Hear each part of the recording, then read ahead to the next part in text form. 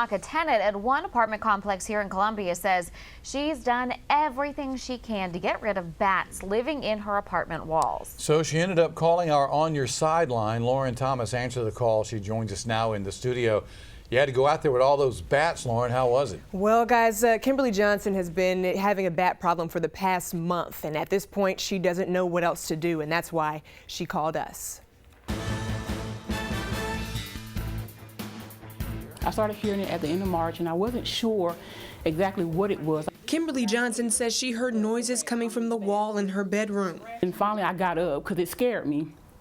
Looked around my apartment, came to the patio where I saw bats at the top of the building by the gutter. So she took video on her phone and tells us she immediately contacted the manager at Parkland Apartments. I told the young lady that was working in the office that I had bats in my apartment walls. She told me there was nothing that they could do. Bats are endangered species. A month later, Johnson says she came home to a bat inside her apartment. The bat was actually up here. Johnson says she asked for help from her apartment complex 3 times before calling a pest control company herself.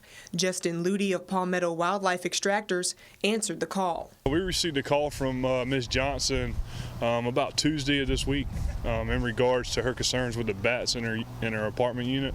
Ludy says he's been called out to the apartment in the past for bat issues. All the times we've actually reached out to the apartment complex so we can offer them an ethical solution to resolve the bat issue, and every single time we were rejected. So Johnson then called our On Your Side line, and we called the apartment complex asking if they were aware of the problem and if they were taking steps to resolve.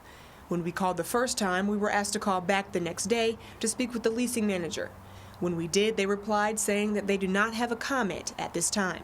According to the Department of Health and Environmental Control, there could be health risks associated with coming in contact with the bat, as some of them can carry rabies. As for Johnson, I don't feel safe coming home. I don't even know how I'm gonna sleep tonight, probably with all the lights on. I don't think anyone should have to live in any condition where they have to hear bats in their wall or that think that it's okay.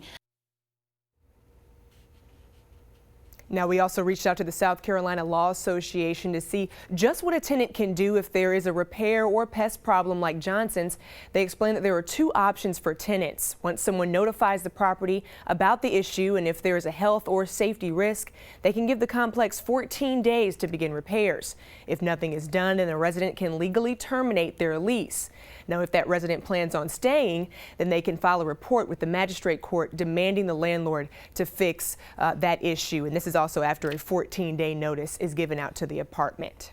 I want to ask you a quick question here. The creatures we see flying out of that apartment complex, you were there when the bats took off at twilight, right? That's exactly right, JR. We sat there and watched dozens of them actually come out. About 24 is what I counted when I was out there at that time before I left. So she's got 14 days now for them to do something about it, or she can get out. That's right. All right, Lauren, thank you so much. Well, Kimberly, who you just saw, called our On Your Side line to be able to get some help. If you have an issue, you can do the same. That number is 647-0223. You can also email at onyourside@WLTX.com.